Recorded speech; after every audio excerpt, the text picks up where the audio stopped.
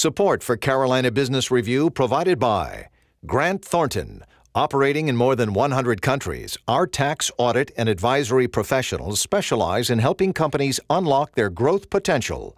Grant Thornton, an instinct for growth. BB&T, over 140 years of financial knowledge shared daily. BB&T, member FDIC. Blue Cross and Blue Shield of South Carolina, where healthcare is changing for the better. Find out how at ahealthysc.tv. And by Sunoco, a global manufacturer of consumer and industrial packaging products and provider of packaging services with more than 300 operations in 35 countries. Well, it seems like next to some basic constitutional rights, having our cars and our trucks and the freedom to move around easily is important to us. Enter transit and transportation. Hello again and welcome to the most widely watched source of Carolina business and public policy. For a long time it has been discussed, at least our transit and travel infrastructure has been discussed, and how much is needed in more than just a makeover, but rather a more coherent strategic vision and the will to be more creative in funding the repairs and improvements and the much needed new projects. We will dive into the current dialogue around it with experts, and later on, South Carolina DOT Chief Bob St. Onge. Major funding also by Novant Health, including Presbyterian in Charlotte and Forsyth in Winston-Salem, affiliate heart hospitals of the Cleveland Clinic, consistently ranked #1 in the nation for heart care. The Duke Endowment, a private foundation in Charlotte, enriching communities in the Carolinas through higher education, healthcare, rural churches, and children's services. And by Blue Cross and Blue Shield of North Carolina. Who's responsible for rising healthcare costs?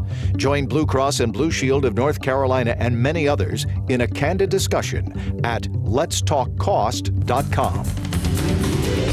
This edition of Carolina Business Review was recorded April 12, 2013. On this week's program, Ike McLeese of the Greater Columbia Chamber of Commerce, Ned Curran of the Bissell Companies, and special guest, Secretary Robert St. Onge of the South Carolina Department of Transportation.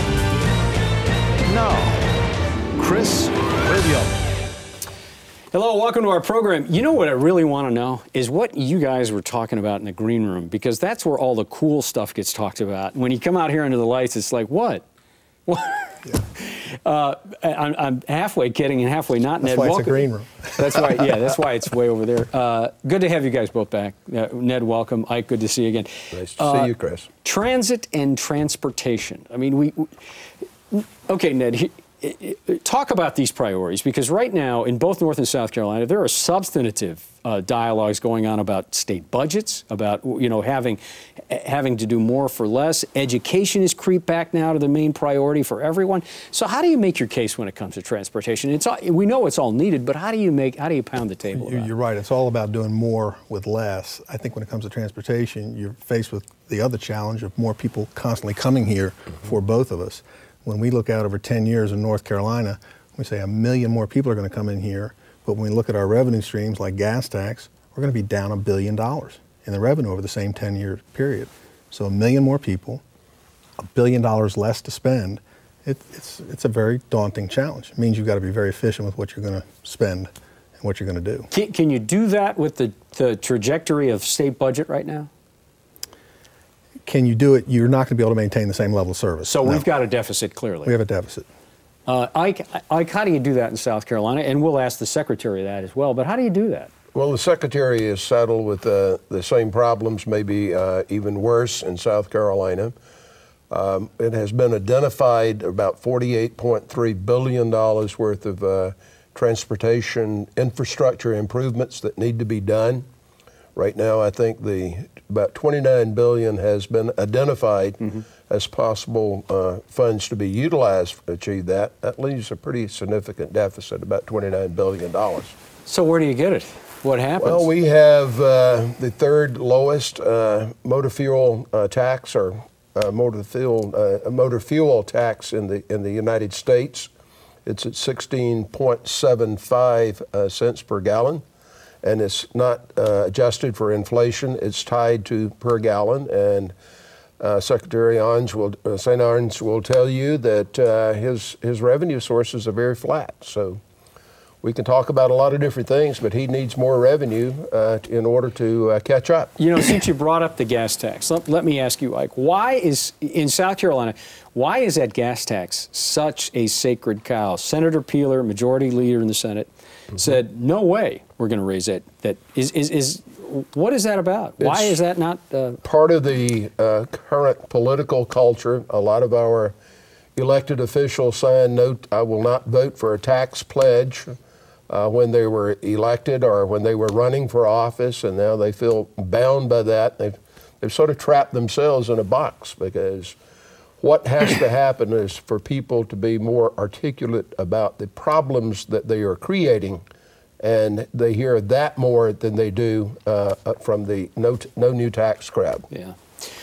Go ahead, Ned. Well, but the gas tax is not where you want to put all the effort anyway, because better gas mileage, where everybody is seeing a decline in the revenue stream coming from the gas tax, even at the national level.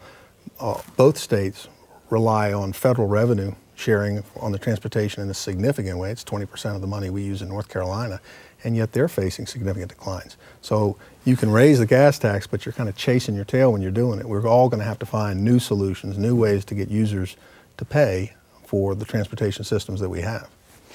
Have we kind of gotten out over the end of our skis here on this transportation issue? I mean, for a long time, Ned, in North Carolina, it was known as the state of good roads, and I still hear that tape in my head from former Governor Jim Hunt saying schools and roads. That was a big deal.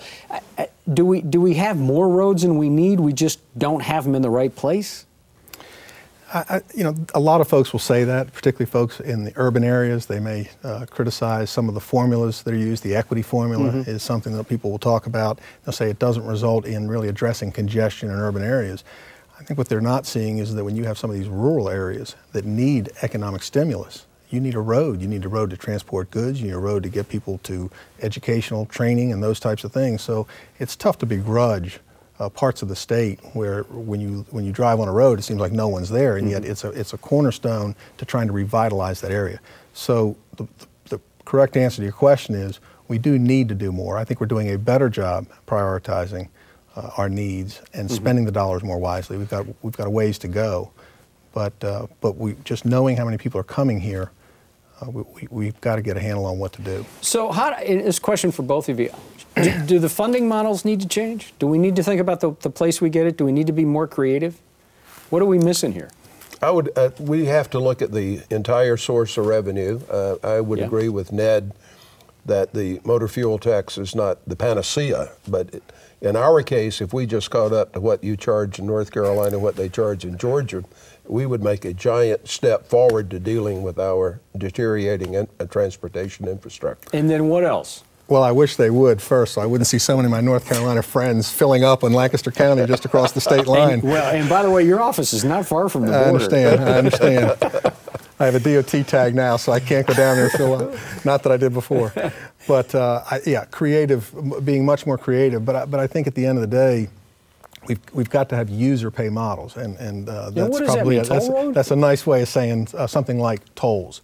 Or if you look out 10, 15 years down the road, perhaps a vehicle miles traveled type of a tax. And I know that scares people in terms of privacy issues, but it's such a great way to correlate the user to whatever transit mode they're using, whether it's a road, whether it's a transit piece. And with technology and devices, it's getting so easy to start to deal with some of those things. For example, I'm told now they're pretty close to just having your cell phone be your transponder in states that have toll gates, instead of having to buy their transponder, have a sticker, a decal, or a separate billing system.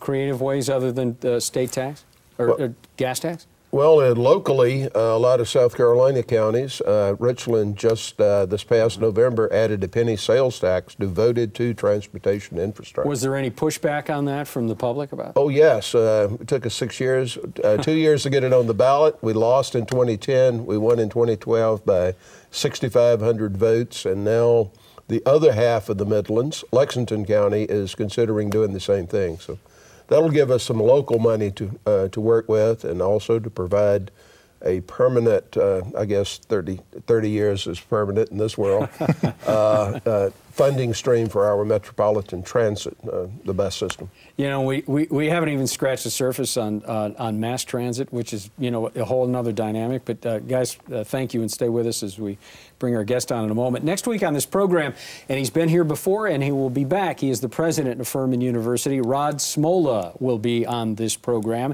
And in 2 weeks, a lot of talk around North Carolina's Department of Commerce from the new governor, from Governor McCrory, about what a new commerce model should look like.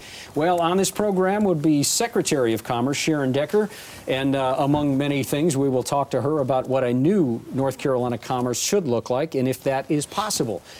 You know, politically, there is a certain pride in South Carolina that there have been generally no new taxes. But with the real need and basic repair of bridges and roads, are we getting what we pay for? And truly, repair, it's only the beginning of the transportation needs. Joining us now is South Carolina's Transportation Secretary, Bob St. Onge. Mr. Secretary, welcome to the program. Thank you, sir. You are smiling even in the face of some of the dialogue that we've had prior. That's amazing. I'm in North Carolina. So you're out of state. Well, I got to say a shout out to Tony Tata, who I'm very proud of. I'm glad he's on board. And Mike Krzyzewski's my classmate. So, you know. Wow, small world. Absolutely.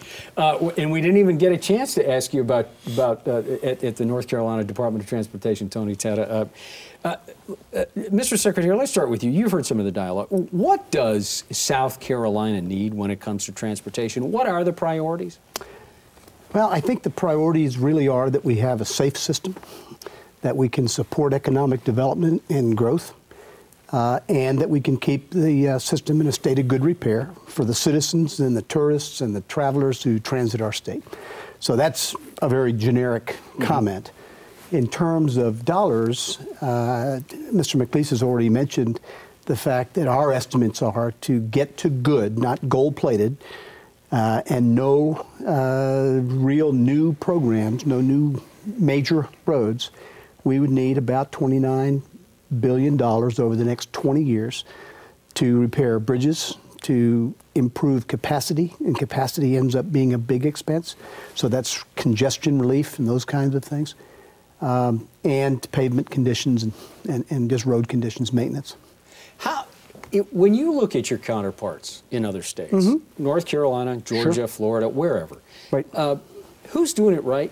Does anybody get to gold-plated when it comes to transportation? Everybody's different. I'll give you an example. John Shore is the secretary or the commissioner or whatever his title is in Tennessee, has zero debt. So that's a whole different approach and situation to how you do it than other states that I know have to borrow money to pay their bubble payments. So they're borrowing to pay their payments. So it's all over the map. We have states that are in effect putting tar and gravel almost on interstate ramps because they're fairly rural and they don't have a lot of traffic, but they're important in their own respect. So there's a quality difference. There's a how you fund it difference. We meet regularly and talk. Some are experts in things like communications and public relations, and others have been more innovative in tolling and some of those kinds of approaches. So we learn from each other, and we spend a lot of time talking to each other, and that's very good. It's like discovering best practices. Yeah. So I can't really pin the rose on anybody and say they're great. Florida is extraordinarily innovative, but they've got a tremendous amount of toll roads, and they've done a lot of public-private partnerships. We sort of look up to North Carolina, frankly, and at least I do. I think that you have an innovative program, and you've done some really good stuff here in North Carolina. So, Ned? Well, first I want to recognize that the Secretary is a retired general, as is General Tata, Secretary Tata of North Carolina. Thank you for your service to our country. And thank you. I've noticed that both gentlemen don't get rattled by anything that has to do with transportation, because I think they've been in other parts of the world where things can truly rattle you. So I commend you for your service to our country and your service to the state of South Carolina. The question I've got for you is, Governor McCrory has challenged us in customer service. And the poster child, perhaps, for struggling customer service is Division of Motor Vehicles. Long lines, long times to get driver's license renewed. Right. We've started things like Saturday hours, extended hours. I mean, any counsel, word of advice from South Carolina? Well, yeah, that's a good question, Ned. I do not control the DMV, but I know the last two directors, the current one and the one previously, and they took that on with a vengeance. And as a customer of DMV, I can tell you that I think they've really, really improved. They have made the smile and the courtesy and the move people through and tell them where they are in the queue and help them out, put things online. I think they've done a tremendous job with that. So I think we're getting a B+, A- on DMV, maybe even higher. I wish I could brag about my roads in that same kind of scorecard. Can you talk to us a little bit about how you set priorities, how you determine that if another $1 billion came in, what would get the first attention? Yeah. The system, first of all, designed by the legislature that it did some reform of DOT long before me, established a set of priorities and told the commission, like your board, this is how we want you to grade various projects, or we want you to approve a grading process. And then it's my job to bring, through my engineering team, a list of how the roads or bridges or whatever rack and stack against that set of priorities. And so then they approve into the State Transportation Improvement Program changes that will upgrade that. Now, if you have 50 bridges on, and there's many more, but if you had 50 bridges in the plan, and the first one has got some permit challenges, and you can't get the right permits because of water quality issues or fish hatchery issues or whatever, then you might be working on bridge project 2, 3, or 4. But there's a set list of priorities, and we keep our commission upgraded and knowledgeable about where we stand. And every month we meet, we present the projects for completion, and we tell them where they stand in the program, and we review it with them. So that's the first piece. Secondly, there's local participation. As in North Carolina, the metropolitan planning organizations and the councils of government contribute their desires and their needs, locally decided, into that project set. We give them some money, we call it guide share, a part of the federal program and a part of the state program, so that they can manage projects that are important locally. So you mentioned the Richland penny tax program. There is going to be some monies not just from the penny tax, but also from guide share, as we call it, and other things. And they're going to put projects into the State Transportation Improvement Plan program, that will be part of that prioritization. Additionally, in South Carolina, each county has what we call CTC. And we give some very small portion of the gas tax to them for local roads, of which a part goes toward the state roads in their counties. So that they prioritize also. You know, we've talked around some of the funding issues at the beginning of the program. We haven't brought this up yet. You mentioned the gas tax. We mentioned toll roads. Right. Is South Carolina, is this easy money? Wouldn't it be easy to go and raise the gas tax and go a long way to help transportation? I guess I would answer you in a couple of ways. Number one, the first time I met the Senate Transportation Committee Chairman, Senator Grooms, he said, "Don't tell me how to raise taxes. You just tell me what you need. I'll figure it out. We'll work. The legislature will do its work." And so, yeah, for time immemorial, we've said gas tax is the way we're going to apply a sort of a user fee to fixing roads. So those who buy gas and ride on our roads will pay for it.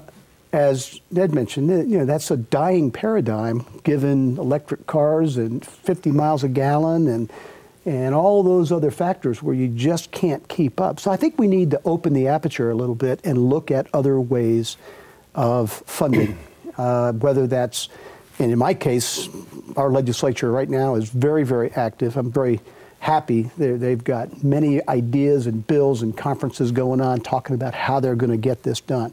The governor has been proactive and wants to offer money. They're looking to try to help us, but I think everybody realizes the gas tax is not the single solution. And there are some that feel like we tax too much, and so Even if we are flat in taxes, how do we redistribute? And that gets into some prioritizations that are not my business. Well, every jurisdiction is looking at P3s or public-private partnerships in one fashion or another, and they've got their benefits and the detriments. Any experience with those, or are you looking at deploying those? I think in general, the current attitude in South Carolina is a little bit anti-tolling. I know that our truckers, and we love them dearly, are not enthused about a tolling regime as a funding mechanism. We've got 2 toll roads in South Carolina right now. One is a public-private partnership in the Greenville area that went bankrupt, just a bad estimate, and it was before my time. I don't want to judge anybody. And that's been reconstructed or refinanced and refigured. And the other is the Hilton Head Loop. And as I kidded around with you before, South Carolinians are happy to toll them because those people are from someplace else. You know, they come in from north. They come in from the Midwest. So I say that jokingly, but I think that's pretty accurate. I don't see a mood swing or a wild support base to toll in South Carolina. Someday, maybe. Yeah. We'll see. It's another part of the potential solution set, though. It's one thing to drive on bad roads, but it's another thing to go over a bridge that is functionally unsafe. Would you talk about the challenge you have with bridges that are deteriorating? Right. We have the responsibility to inspect every public bridge in South Carolina. So whether it's a county road or a state road or an interstate or whatever it is, we inspect them. We have 83, almost 8,400 bridges. Of that, about 19% of them have a question mark on them. They're either were built 50 years ago, and so they were built under a different engineering code system. We call that functionally obsolete. Or they're structurally deficient. And structurally deficient means that we noticed we had a problem with something and we're watching it closely. So instead of inspecting it every 2 years, we may be inspecting it every 6 months. In those 2 sets, there are bridges that are closed, and there are bridges that we call weight restricted or posted. So you'll ride through some rural area and you'll see a bridge and it'll say no more than 10 tons per axle, no more than 3 axles, whatever. So there are about 420 of those kinds of bridges out there. Closed bridges today, there's 18. About half of them are currently being worked on. I mean, the work is in progress now to fix them. About half of them are bridges that either we're not going to replace or repair because they're such low use, many of them over rail lines where there's an easy bypass. And then there are others that are in the planning phase. I agree with you, Ike, that you cannot drive over a bad bridge. Can't drive over air, but you can take a rough ride. Bridges to the public connote safety. Are we going to end up with an I-35 West situation? And that is not going to happen in South Carolina. We're watching closely. We have about a minute left. And, Jim Newsom from Ports Authority sat right where you were. And, what a great hire for He's this a teammate. Ports Authority. He's a teammate. But because of his success, you're going to have a stress on 95, on 26. I mean, how do you get out in front of that one, given everything else? Let me give you a 30-second answer. Number one, we're in the midst of our 5-year statewide comprehensive multimodal plan. We do this every year. It's a federal requirement, a state requirement. For the first time, I believe, in recorded history, we have the port at the table, and we have commerce at the table. We are doing this together. You just talked to Neil, I think, from TDL in New Carolina. We have them at the table. We're making sure that at the end of this report cycle, when we publish this plan, everybody's had their say, and we know what commerce demands. We know where the freight is moving. MAP 21, which is the new federal surface transportation bill, has a very heavy component in there about freight networks, freight movements.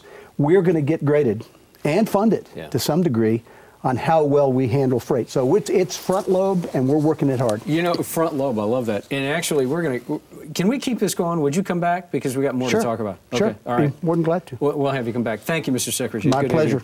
Mike, always nice to see you. Welcome back. Nice to see you, Chris. Ned, good luck with the big job at DOT. It's a big one. Thank you. Thank you. Until next week, I'm Chris William. Good night.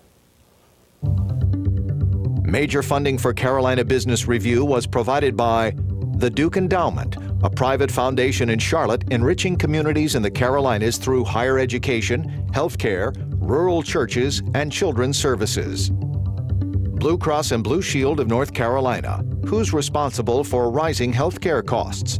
Join Blue Cross and Blue Shield of North Carolina and many others in a candid discussion at letstalkcost.com. Grant Thornton, operating in more than 100 countries, our tax, audit, and advisory professionals specialize in helping companies unlock their growth potential. Grant Thornton, an instinct for growth. Novant Health, including Presbyterian in Charlotte and Forsyth in Winston-Salem, affiliate heart hospitals of the Cleveland Clinic, consistently ranked #1 in the nation for heart care. Sunoco, a global manufacturer of consumer and industrial packaging products and provider of packaging services with more than 300 operations in 35 countries. Blue Cross and Blue Shield of South Carolina, where healthcare is changing for the better. Find out how at ahealthysc.tv. BB&T, over 140 years of financial knowledge shared daily. BB&T, member FDIC. And by viewers like you. Thank you. Promotional consideration provided by Business North Carolina Magazine. For more information, visit carolinabusinessreview.com.